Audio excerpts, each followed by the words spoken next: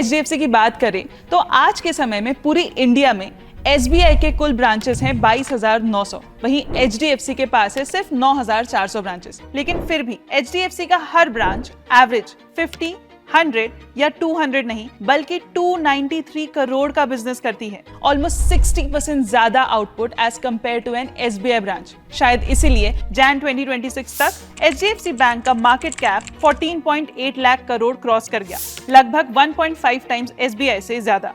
अगर इसके stock prices देखें तो अगर आपने 2006 में HDFC के शेयर्स में 1 लाख इन्वेस्ट किए होते तो आज 20 साल बाद वो इन्वेस्टमेंट लगभग 27 लाख के आसपास होती। मतलब सिंपल शब्दों में आपका पैसा 27 गुना बढ़ गया होता।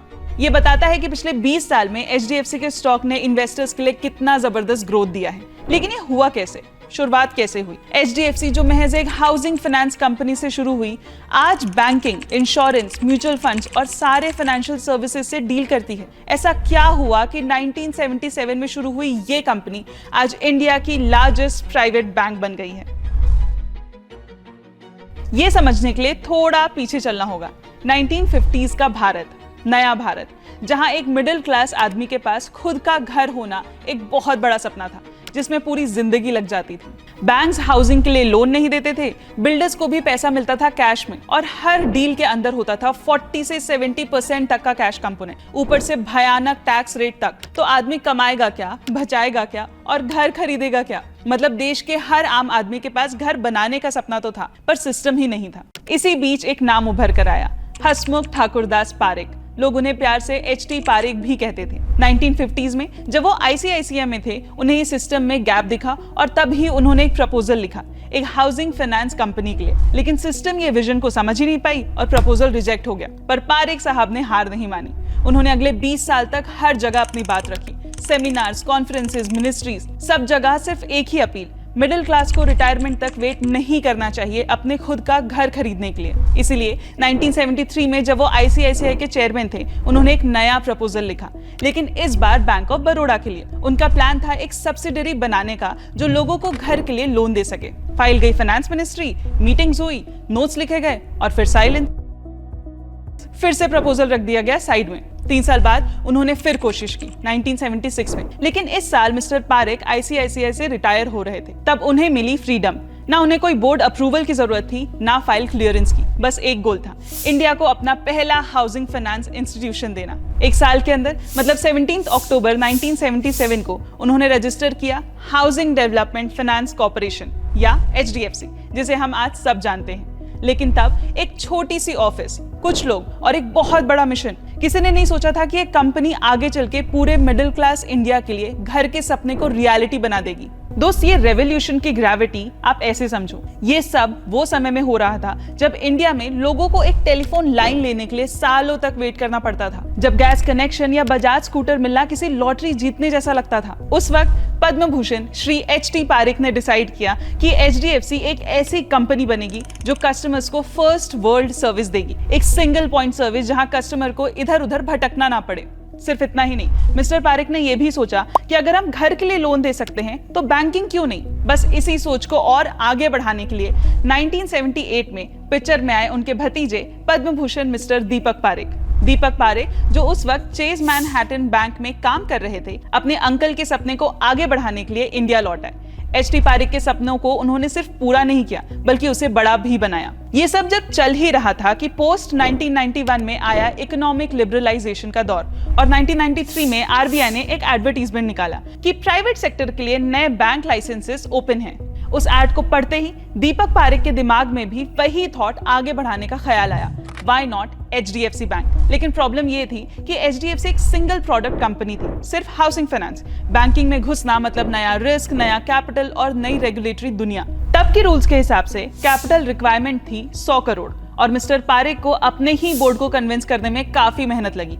लेकिन फिर उन्होंने एक सिंपल पर बोल्ड आर्गुमेंट रखा, अगर हम घर फाइनेंस कर सकते हैं तो हम लोगों के सपने भी फाइनेंस कर सकते हैं। ये सुनकर बोर्ड ने फाइनली हाँ कह दी, लेकिन एक शर्त के साथ कि बैंक प्रोफेशनल मैनेजमेंट से चलेगा, इंडिपेंडेंट लीडरशिप के साथ। और फिर अगस्त 1994 में इनकॉर्पोरेट हुआ HDFC बैंक लिमिटेड। उस वक्त HDFC के चेयरमैन थे दीपक पारेख और उन्होंने अपने टीम के लिए एक और इम्पोर्टेंट नाम सजेस्ट किया, for the man who could lead this dream, mister Aditya Puri, एक सीजन्ड बैंकर जो उस वक्त सिटी बैंक मलेशिया के सीईओ थे, कॉर्पोरेट दुनिया में सक्सेसफुल।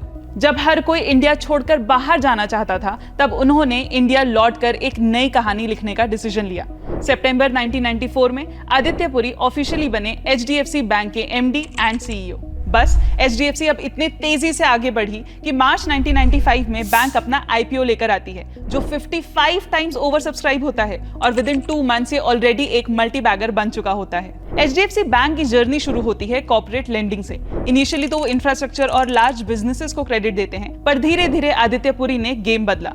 फोकस शिफ्ट हुआ रिटेल बैंकिंग पर, personal loans, auto loans, credit cards और होम फाइनेंस।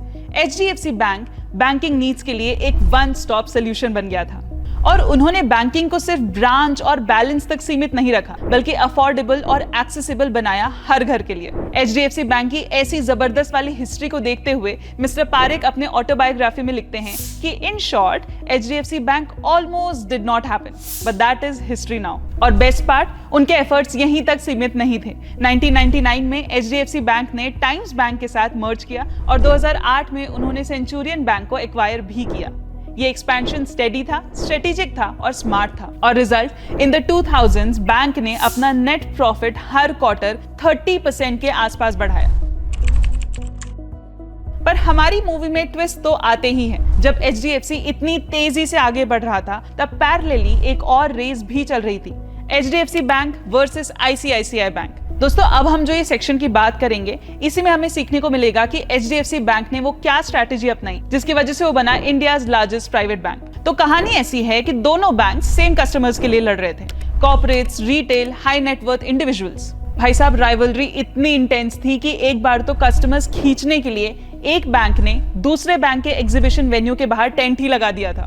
आईसीआईसीआई बैंक पूरे रिटेल बैंकिंग स्पेस को कॉन्कर करना चाहता था, credit cards, personal loans, auto finance, सब कुछ। It was as if banking को उन्होंने एक मास काउंटर प्रोडक्ट बना दिया, फास्ट अप्रूवल्स, मॉडर्न एक्सपीरियंस और अग्रेसिव मार्केटिंग। पर दूसरी तरफ आदित्य पुरी क्वाइटली अपनी स्ट्रैटेजी पे टिके रहे। एचडीएफसी बैंक ने चूज किया ग्रैन्युलर ग्रोथ, करंट और सेविंग अकाउंट्स पे स्ट्रॉन्ग बेस, लोन बुक में कंजर्वेटिव अंडरराइटिंग और एक कल्चर जहां प्रूडेंस वाज पॉलिसी। मतलब जब दूसरे एक्सपेंशन पे थे, ये लोग एग्जीक्यूशन पे फोकस कर रहे थे। फिर आया 2008 का ग्लोबल फाइनेंशियल क्राइसिस। वही मोमेंट था जहां दोनों मॉडल्स का रियल टेस्ट हुआ। आईसीआईसीआई बैंक की रैपिड ग्रोथ ने उनके बैलेंस शीट के वीक स्पॉट्स एक्सपोज कर दिए, बैड लोन्स बढ़े और प्रॉफिटेबिलिटी प्रेशर में गई। और एचडीएफसी बैंक तब भी कामली, स्टेडीली ग्रो करता रहा विद इट्स स्टेबल एनपीएस, एक unmatched asset quality. Aditya Puri ने तब प्रूव कर दिया कि for bankers slow is smooth and smooth is fast. लेकिन कहानी यहीं खत्म नहीं हुई। 2010 में आईसीआईसीआई ने अपनी गलतियों से सीखा, रिस्क फिल्टर्स और प्रोसेसेस दोबारा बिल्ड किए, रिटेल बिजनेस को रीशेप किया और प्रॉफिटेबिलिटी वापस ट्रैक पे ले आए। लेकिन तब तक एचडीएफसी बैंक ने अपनी पकड़ और भी मजबूत कर ली, रिस्क मैनेजमेंट और ब्रांच प्रोडक्टिविटी पे फोकस और एक मशीन लाइक एफिशिएंसी जहां गवर्नेंस एंड ग्रोथ साथ साथ चले। और जब पिछले डिकेड के बीच कई बड़े पब्लिक सेक्टर बैंक्स जब बैड लोन्स के बोझ से जूझ रहे थे, तब एचडीएफसी बैंक ने मौका पकड़ा और धीरे धीरे चढ़कर एसबीआई के तुरंत पीछे नंबर 2 पोजीशन तक पहुंच गया। 2017 में एक सिंबॉलिक मोमेंट आया जहां आरबीआई ने एचडीएफसी को एक स्पेशल टैग दिया, टू बिग टू फेल। यानी अगर कल को बैंकिंग सिस्टम में कोई क्राइसिस आए तो एचडीएफसी बैंक उन पिलर्स में से एक होगा जिसे कोलैप्स होने नहीं दिया जा सकता। आज भी इस एलीट लिस्ट में सिर्फ 3 नाम हैं, state bank of India, ICICI bank और एचडीएफसी बैंक। 2020 में आदित्य पुरी, जो एचडीएफसी बैंक के साथ इंडिया के भी सबसे लॉन्गेस्ट सर्विंग सीईओ रहे थे, फाइनली रिटायर हुए। जाते जाते उन्होंने लॉन्ग टर्म एचडीएफसी मैन और देन सीएफओ शशिधर जगदीशन के हाथों एचडीएफसी को सौंपा। और बाय 2022 एचडीएफसी बैंक को द 20% बैंक भी कहा जाता था, एज उसकी लोन बुक इसी एनुअल रेट से बढ़ती रही पिछले 20 में से 17 साल तक। दोस्तों, फिर आया जुलाई 2023, एचडीएफसी के लिए एक हिस्टोरिक मोमेंट। हमें खबर मिलती है कि पेरेंट कंपनी एचडीएफसी अपने ऑफस्प्रिंग एचडीएफसी बैंक से मर्ज होने जा रही है। बोर्ड का कन्विक्शन था कि ये उनके लिए एक मैसिव अनलॉकिंग अपॉर्चुनिटी बन सकता है। इस मर्जर के बाद एचडीएफसी लिमिटेड के लिए सिंगल प्रोडक्ट रिस्क कम हो गया और एचडीएफसी बैंक के पास मिल गया एक बड़ा कस्टमर बेस क्रॉस सेल करने के लिए। बैंक के अनसिक्योर्ड लोन एक्सपोजर भी बैलेंस हो गए और दोनों मिलकर एक और पावरफुल फाइनेंशियल मिक्स बना रहे हैं। लेकिन हर मर्जर की तरह यहाँ भी एक नया चैलेंज था। HDFC बैंक का कासा रेशियो यानी कि current account savings account ratio 48% के आसपास था। मतलब almost 50% of their deposit were low cost. पर मर्जर के बाद ये रेशियो 35% तक गिर गया। कैसे? देखो, HDFC बैंक पहले अपने डिपॉजिट्स का आधा पैसा ऐसे अकाउंट से लाता था जहां इंटरेस्ट बहुत कम देना पड़ता था, जैसे सेविंग्स अकाउंट और करंट अकाउंट। इसलिए उनका कासा रेशियो 48% था। मतलब टोटल डिपॉजिट्स में से 48% पैसा लो कॉस्ट था। अब जब HDFC लिमिटेड, जो हाउसिंग फाइनेंस कंपनी थी, मर्ज हुई, तो उसके पास ऐसा रिटेल सेविंग्स पैसा नहीं था। वो अपना पैसा टर्म डिपॉजिट्स, जहां ज्यादा इंटरेस्ट देना पड़ता है, और बोरोइंग्स मतलब लोन से अरेंज करता था। तो जब दोनों मिले तो नेचुरली लो कॉस्ट पैसा कासा का प्रोपोर्शन घटा और हाई कॉस्ट पैसा बढ़ गया। इसलिए मर्जर के बाद कासा रेशियो 48% से गिरकर 35% हो गया। मतलब अब बैंक के पास डिपॉजिट्स तो ज्यादा हैं, पर उन्हें उस पे ज्यादा इंटरेस्ट देना पड़ता है, जिससे उनका कॉस्ट ऑफ फंड्स बढ़ गया। But despite that, HDFC bank अलग इसलिए है क्योंकि वो कम ब्रांचेस में भी ज्यादा एफिशिएंसी से काम करते हैं। जैसे कि हमने स्टार्टिंग में बताया, कम ब्रांचेस होते हुए भी HDFC हर ब्रांच एवरेज ₹293 करोड़ का बिजनेस करती है। ऑलमोस्ट 60% ज्यादा output as compare to an SBI branch. Market ने भी अपना वर्डिक्ट दिया।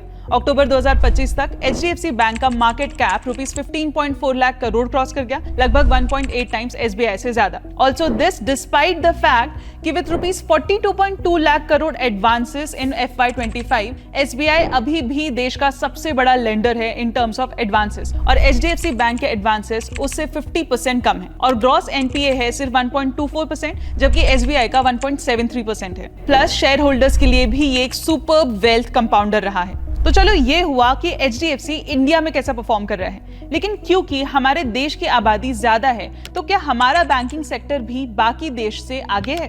Let's see. JP मॉर्गन का मार्केट कैप $918 बिलियन के आसपास है, जबकि HDFC बैंक का सिर्फ $175 बिलियन। मतलब सिंपल शब्दों में, अमेरिका का एक बैंक इंडिया के सबसे बड़े प्राइवेट बैंक से 5 गुना बड़ा है। और वो ये सब जब इंडिया की पॉपुलेशन उनसे 4 गुना ज्यादा है, फिर भी उनके बैंक्स हमसे कई गुना बड़े हैं। ये कॉन्ट्रास्ट एक सिंपल चीज बताता है कि इंडिया का फाइनेंशियल सिस्टम अभी अपने ग्रोथ चाइल्डहुड में है। क्रेडिट पेनिट्रेशन अभी लो है, बैंकिंग रीच लिमिटेड है, और फॉर्मल लेंडिंग अभी अपनी शुरुआत में ही है। लेकिन यही कहानी का इंटरेस्टिंग पार्ट है। HDFC बैंक कोई मैच्योर इकोनॉमी में ऑपरेट नहीं करता, बल्कि एक ऐसे देश में करता है जहां ग्रोथ अभी एक्सेलरेट हो रही है। इंडिया का क्रेडिट टू GDP रेशियो अभी भी सिर्फ 50% के आसपास है, जबकि दुनिया का एवरेज 140% प्लस है। मतलब हमारे देश में लोग और बिजनेसेस अभी भी GDP के कंपैरिजन में बहुत कम लोन ले रहे हैं। मतलब हम अभी टोटल पोटेंशियल का सिर्फ एक टुकड़ा ही अनलॉक कर पाए हैं। अगर और एक एंगल से देखो तो JP मॉर्गन का पर कैपिटल लोन बुक US में लगभग $4,000 के आसपास है, जबकि पूरे इंडियन बैंकिंग सिस्टम का पर कैपिटल लेंडिंग अभी भी सिर्फ $1,500 के करीब है। यानी अमेरिकन के पास ज्यादा क्रेडिट एक्सेस है, जिसका मतलब है अमेरिका में लोगों को लोन लेना ज्यादा आसान लगता है। वहां बैंक्स लोगों को घर, कार, बिजनेस या एजुकेशन के लिए इजीली लोन देते हैं, क्योंकि उनका फाइनेंशियल सिस्टम ज्यादा डेवलप्ड है। वहीं इंडिया में अभी लोग ज्यादा कैश यूज करते हैं और फॉर्मल लोन लेने वाले कंपैरेटिवली कम हैं। लेकिन इसका दूसरा पहलू ये भी है कि इंडियंस के लिए ये अपॉर्चुनिटी अभी आगे और खुलेगी, और जैसे जैसे इंडिया का मिडिल क्लास ग्रो करेगा, फॉर्मल जॉब्स और डिजिटल फाइनेंस बढ़ेगा, यही गैप एक मैसिव ग्रोथ ट्रिगर बनेगा। आपको पता है, जब हमारा बैंकिंग सेक्टर GDP के 2.5 रेट से ग्रो करता है, तो इंडिया के 6 to 7% GDP ग्रोथ का 15 to 18% बैंकिंग ग्रोथ से आता है। अब सोचो, इतनी बड़ी इकोनॉमी में अगर HDFC बैंक जैसी एफिशिएंट और डोमिनेंट कंपनी हर साल डबल डिजिट पेस में ग्रो करे, तो यही मल्टी डिकेड कंपाउंडिंग स्टोरी बनती है। साथ ही digital adoption, UPI led formalisation और मिडिल क्लास का सेविंग्स टू इन्वेस्टमेंट शिफ्ट, ये सब मिलकर HDFC बैंक के लिए एक perfect storm of opportunity create करता है। तो हाँ, आज के दिन HDFC बैंक स्केल में भले JP मॉर्गन से छोटा लगता है, पर अगर ग्रोथ और कंपाउंडिंग का इक्वेशन समझो, पिक्चर अभी काफी बाकी है। तो दोस्तों, ये थी कहानी एक ऐसे विजन की जहां एक आदमी ने सोचा था कि घर हर इंडियन का बेसिक राइट होना चाहिए, और उसी सपने ने आज एक ऐसे फाइनेंशियल एम्पायर का रूप ले लिया है जिसे हम कहते हैं HDFC बैंक। एक हाउसिंग फाइनेंस कंपनी से शुरू हुई ये जर्नी आज बैंकिंग, इंश्योरेंस, म्यूचुअल फंड्स और पूरी फाइनेंशियल इकोसिस्टम को कवर करती है। HDFC ने हमें दिखाया कि इंडिया में भी वर्ल्ड क्लास बैंकिंग बिल्ड किया जा सकता है, बस जरूरत है विजन, पेशेंस और एग्जीक्यूशन की। तो चलिए जाते जाते एक सवाल का जवाब देके जाइए कि आपको क्या लगता है, अगले 10 सालों में इंडिया का बैंकिंग सेक्टर किस किस तरफ बढ़ेगा और कैसा बढ़ेगा। लेकिन जाने से पहले don't forget to like, share and subscribe the channel. मिलते हैं अगले वीडियो में। Investments in securities market are subject to market risks. Read all the related documents carefully before investing.